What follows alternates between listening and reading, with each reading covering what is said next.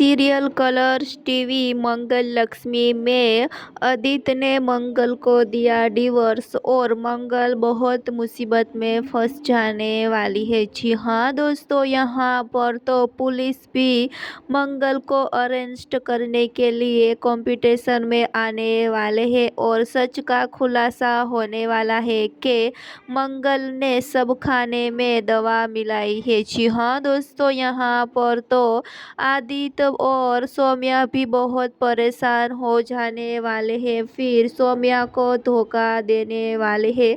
लेकिन यहाँ पर तो सौम्या जबरदस्ती आदित्य के पास डिवोर्स के पेपर पर साइन करने वाली है। जी हाँ, आगे ऐसा भी होने वाला है कि यहाँ पर तो कंपटीशन में ही मंगल ही जीतने वाली है और मंगल भाग लेने वाली है। जी हाँ दोस्तों, आगे देखने के लिए जुड़े रहे, सब्सक्राइब और कमेंट करके हमें ज़रूर बताना। फिलहाल लिए बस इतना सा, आगे देखने के लिए जुड़े रहे, सब्सक्राइब और कमेंट करके हमें ज़रूर बताना।